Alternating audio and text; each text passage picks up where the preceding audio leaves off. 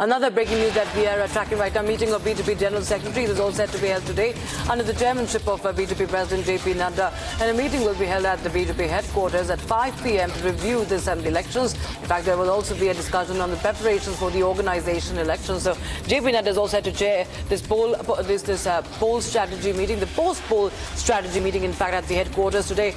And he will be helming this meeting, chairing this meeting. And poll performance review is all set to take place. Remember, on Saturday, the results are going to be out from Maharashtra and Jharkhand, but right now JP Nadda is all set to chair this meeting and review the performance. It's a key meeting that will be held today at the party headquarters. The big breaking news we're tracking right now, viewers, JP Nadda to helm the meet on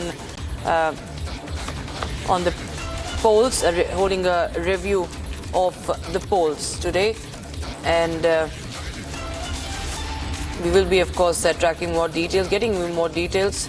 Riyanka, my colleague, in fact, joins us live on the broadcast from the national capital. Riyanka, tell us more about this post-poll review meeting. JP Nadda, of course, going to chair. Who all are going to be a part of it, and what all will be on agenda?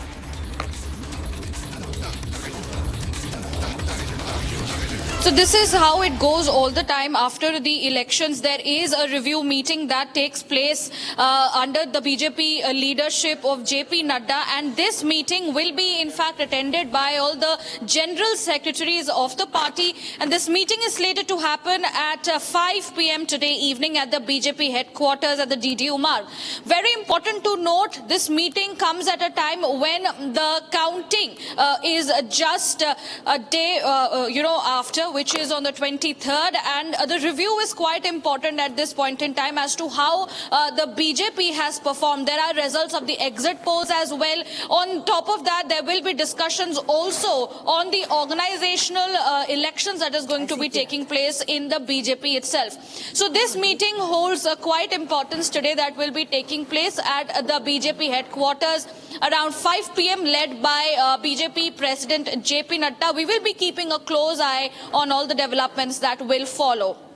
All right, thanks so much, Riyanka, for joining us with those details coming in from the national capital. Viewers, now we shift our focus quickly to Maharashtra. So the curtains have closed on the polls and the exit polls are out. Pollsters giving an edge to the Mahayuti alliance in Maharashtra. Now, some exit polls have projected a very close fight with the Mahavikas Aghadi, but the results will be out on the 23rd of November, coinciding with the Jharkhand Assembly poll results as well. So what we are right now talking about is that the Mahayuti going to retain the power in the very important state of Maharashtra. Remember, viewers, states like Maharashtra have, of course, a national impact.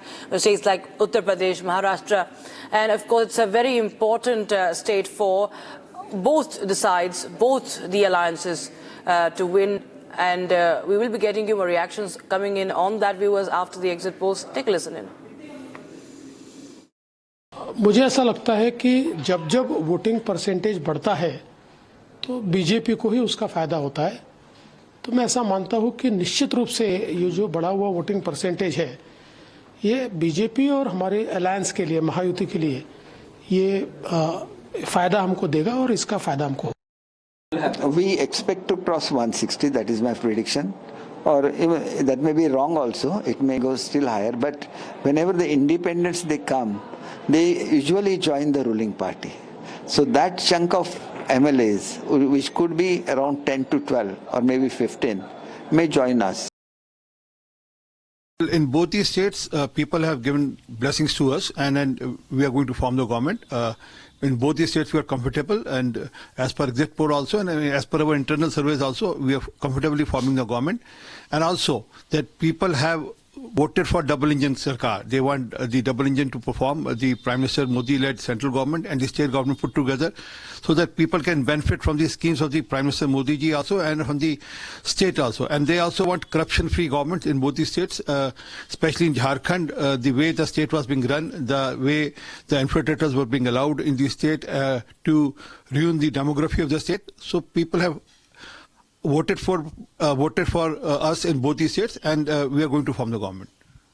There are still hopes for the JMM and the Congress alliance in Jharkhand because with the most of the pollsters saying that it is going to be the BJP's majority in Jharkhand, but still few of the pollsters have come out and said that there is chance for the Congress and the JMM alliance. Well, I seriously doubt there is any chance for JMM alliance because, as I said, it was a corrupt government and also a government which was led by a tribal but was trying to disturb the tribal demography of the state. State which had almost 70% of the tribals long back now has only 37% of the tribal population. So this clearly has shown the tilt of the state demography, and that's why people have voted against the infiltrators and against the how that infiltrators were being shielded and also against the corruption of the state.